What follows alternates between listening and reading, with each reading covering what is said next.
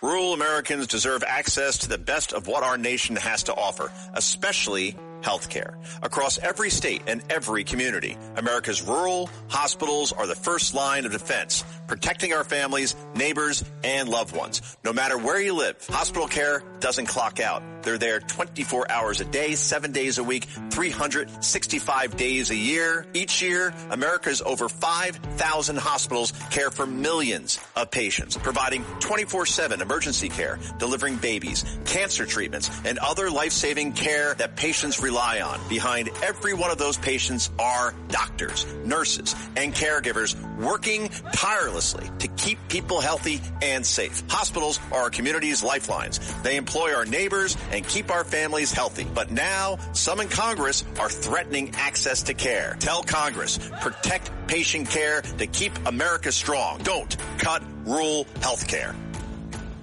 Excuse me! Taxi!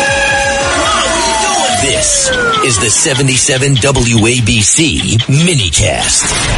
And joining us now is a meteorologist there with the National Weather Service, Jay Engle. Jay, thank you for joining us here on Cats and Cosby again. I feel like it's like Groundhog Day, Jay. We were all together during the last one. What's ahead, I guess, is the big question. Did you hear my gulp when John just said some more in a few more days? A serious bout of deja vu. That's how I would classify this. Unfortunately, this has just been one of those winters. We were due for it. The last several winters have been relatively benign, quiet, and then we kind of had some appetizers earlier in the winter, the big snow at the end of January with Arctic air, so it was brutally cold with that snow. And then this time around, it was just cold enough to get a major snowstorm across the area, a historic storm at that. And just looking at some of the latest tallies, JFK just went over 20 inches. They got an additional 0.3 from 1 to 2 p.m., so they ended up at 20.1. LaGuardia ended up at 22.5. Wow. And it looks like Newark tacked on another tenth, so they're going to end up at what's Central Park? 27.2. We don't have much in New York City, in Manhattan.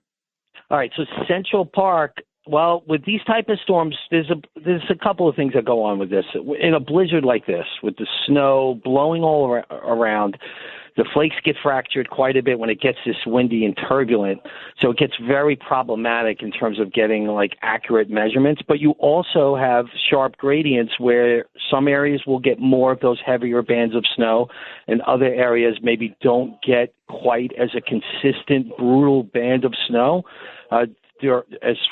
For a long enough duration, so maybe they come in with 5, 6, 7, 8 inches less because you're dealing with a higher high end. The highest amounts have pushed 30 inches in places, and the lower amounts of 14 and 15 inches were further to the north and west. So you're getting some very sharp gradients. So the big question, Jay, is what's next? How much is it? Yeah, and also what's next too? I'm going, oh no, do we have another one coming? Give me the least in this area and the most in this area. Yeah, so Central Park did get 19.7. Wow. That is the tally that we have for them for the storm total, 19.7. So they fell just short. But if you want to round up semantics. And how much was it a few weeks ago when we had a big mess on our hands? Yeah, so those widespread amounts were closer to a foot, and they were fairly uniform. Like, you did have some 16, 17-inch amounts in some of the higher spots, especially up into Connecticut, up into the Hudson Valley, further north in New Jersey. But this time around, places closer to the coast got more. So this was a different storm. Yeah, so what's next, Jay? That's the big question. What's ahead this week? Oh no, I'm bracing. I mean, well, everything's relative. So after this, I'm sure we can handle some minor events here. And that's what we're probably looking at Tuesday night into Wednesday morning. A quick-moving frontal system. Temperatures are going to be marginal. So it looks like this could be a quick hit of snow and then probably ending as a little bit of rain, especially closer to the coast. Further north, it could be all snow. We're looking at most an inch or two, we think, across especially northern areas. Could be less than that, closer to the coast, but could be enough to coat the ground momentarily in a lot of spots that just got buried with the most snow. So it could be more of a nuisance.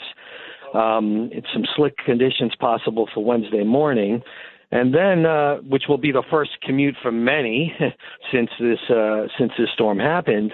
And then we have another quick system Thursday into Thursday night. Again, temperatures are marginal. That looks more of like a sloppy mess. Could be more rain. We'll have to see about that. But these next couple of systems are quick moving. They're more minor in nature, probably more of a nuisance than anything else. Got it. All right. Well, thank you for the update. Yeah, thank you, Jay, very much. We'll be talking again soon. I mean, whenever you see something going on, either text me or Rita. Thank you, Jay, very much. I think I'll put you guys on speed dial every 2 weeks by the rate at which we're going here. When is spring? Is when? March 20th or 21st?